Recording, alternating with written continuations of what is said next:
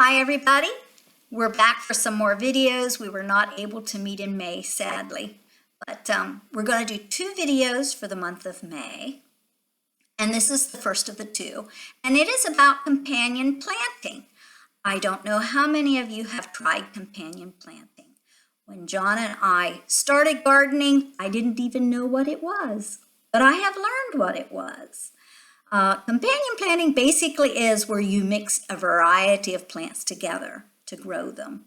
And there's good reason why we do that. It's just mixing them together. Now, when we started our garden and not knowing anything about that, we did your traditional garden in rows. And I always had lots of space for a garden. We've always lived in the country, so I've never had to worry about that. And row was what everybody did. But I did learn that there are other ways, and there are 5 reasons why companion planting can be really a neat thing to do. Space is one. We have so much less space sometimes today than we used to when we lived in the country. A lot of people don't, but they still want to garden. So space makes that companion planting. You can plant a lot more things in a smaller space.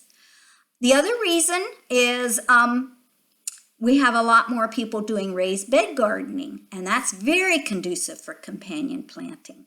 So we see a lot of that happening. So space and is a big issue. Another reason, the second reason, is it is just valuable to have our plants that do well together. They actually help a better yield and crop, a better and healthier plant, better nutrition, and sometimes they even increase the flavor of our vegetables and our fruits. So those are really good reasons. And an example of that is a long time ago, the Indians planted what they called the 3 sisters, and that was maize or corn, squash, and beans. And they would plant their corn seed, and when it got to a certain size, they would put their bean in there, and that was a natural pole for the bean to go up. So that was conducive for growing the beans. And then they would plant squash, which would spread out, and it would protect the bottom of that plant a little bit with keeping moisture there and shade so that the bean could extend its season, and they both could produce better, both the corn, the bean, and the squash. But they also did that, it was nutritionally valuable because the corn, being basic foundation, the grain in their diet, provided a lot of nutrition. But what it didn't provide was riboflavin and niacin. There are 2 B vitamins that the bean is high in, and it could provide that to their diet. And the squash provided vitamin A, which was very important for their diet too. And then the corn and the squash also provided a fat, a vegetable fat. The squash seed had a very different vegetable fat value than the corn oil that you would have, or the corn fat that you would have found in the corn. So it all the way around was conducive. Way back when the Indians did it, they had a marvelous companion planting there. So you can see the value of that. Another reason that we would companion plant is certain herbs and vegetables together actually help each other get rid of pests, keep pests away that can damage our vegetables. And an example of that I use in my garden for years has been parsley, basil, and tomatoes. There is a moth that likes the tomato plant, and it will lay its eggs and it hatches into the tomato hornworm. Well, the tomato hornworm can do a great deal of damage to your tomatoes. But the basil and parsley add aromas to the area where you have your tomatoes, which is also a strong aroma, and the moth gets somewhat confused and may not find your tomato plants. I've done that for years, and since I used to have horned tomatoes, but since I've done that, I have not seen horned tomatoes in my tomato patch, so it was very helpful. And the other one that I think about is dill. I plant my dill usually close to my cabbages, broccolis, cauliflowers, my kale. And the reason being, the dill seems to help with the cabbage butterfly. And you see the little green cabbage worm that gets on those vegetables. And dill really does seem to help with that. So I do that as a companion plant there. So that's another reason why, and those are a couple examples as to why. Size and season is a fourth reason that we might want to do that. And size being some things take up more space, some don't. Some are taller, some are smaller. An example of a really good companion planting for size and season is peas and lettuce. If you plant your peas, usually you have them binding up something. My pod peas go up a little trellis fence that I have. And I'll plant my lettuce kind of down around the bottom of that because the lettuce helps provide some shade to the pea root, and they love shade. Of course, they like cool, and it keeps the moisture there, and they'll produce longer. But the pea also provides shade from at least half the day for the lettuce being there when it gets to the hot sun, and you have your lettuce on the other side. It provides some shade for it. And I actually think my lettuce stays tenderer and sweeter. So they're a very good companion plant for size and shape. Another one that I do is in my cornfield, when the corn's really high, it may have produced a little bit, but maybe not. Somewhere's in its making ears.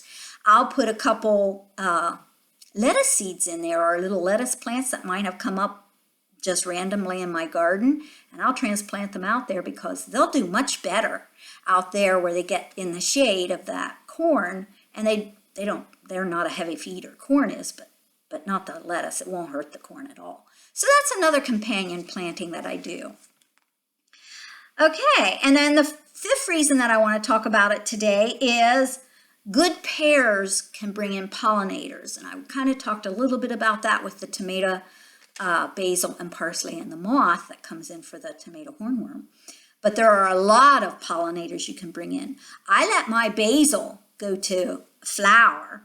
Even if I get a smaller leaf later in the season, I like the flower because, boy, do they ever bring in pollinators of all kinds. I mean, it's just loaded with bees and bugs and flies, and the flies is a pollinator too.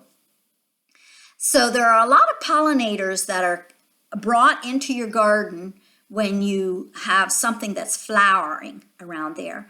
Color is important when you have pollinators and pests. Pollinators can find things, and pests sometimes are put off by color of a flower. I'll take the marigold. I always plant marigolds right next to my string beans. I don't have Mexican bean beetles. They just do not like the smell of marigold whatsoever.